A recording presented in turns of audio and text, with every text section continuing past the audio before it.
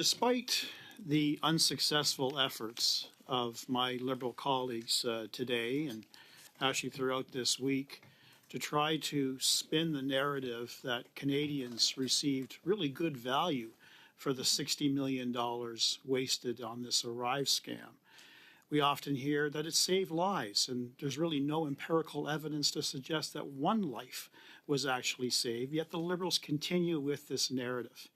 And I think Canadians would actually prefer the independent voice of the Auditor General on the issue of value and not biased Liberal members. So I'm going to put that phrase to you in her report. The Canadian Border Services Agency's disregard for policies, controls, and transparency in the contracting process restricted opportunities for competition and undermined value for money. Emphasis, value for money. So the focus that I have for the amount of time I have left is to really drill down on the guess that the Auditor General made with respect to what this fiasco costs Canadians. It's almost $60 million, but that doesn't include the probably millions of dollars that were paid to the federal public service. So can you offer any suggestion as to how many millions of dollars on top of that $60 million was actually paid to the professional federal public service?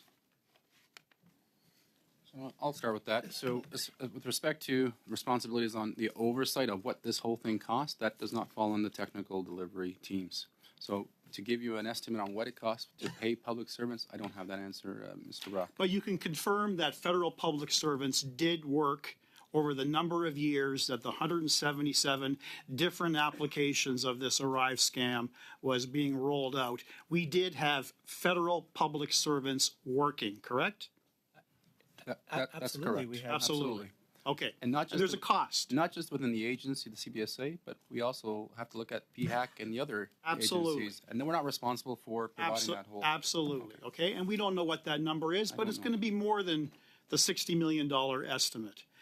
And we also have evidence from the Auditor General that there were actual millions of dollars paid out to contractors who did zero work on the ArriveCan, but actually unrelated work. Now, do you have evidence for the time that you were at CBSA of entities coming forward, knowing that there was a pot of unlimited resources to take advantage of, seeking millions of dollars or hundreds of thousands of dollars for projects unrelated to ArriveCan? Mr. McDonald. I don't have any evidence of wrongdoing, just to be clear. I think what I would say is that there were divisions, federal public servants who wanted to associate with ArriveCan so that they could get the funding that they needed to move their initiatives forward. Give me some examples, sir. Well, there were a few in commercial. There were a few other in travelers. We had some corollary projects that we had already started, some no-touch mobile, the e-declaration, some of these things that we were trying to work on. And if you could just put it under an ArriveCan tagline, it was easier to achieve the funding and get the budget that you wanted from the finance branch. So oftentimes what people would do is if they had overall agendas, they would associate it with what was going on in the pandemic, and then ArriveCan, they would get the budget for it, and then they would move it closer to it. Essentially lying to access taxpayer money using the tagline ArriveCan.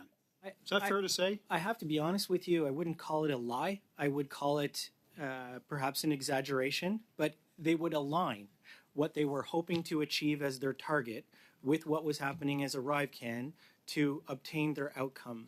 It's a stretch. There's a very big difference between a stretch and a lie, in my opinion. But I never saw anybody nefariously lie so that they could get access to hundreds of thousands of dollars. But let's say they were loosely coupled. Mr. McDonald, I believe in black and white. I don't believe in gray.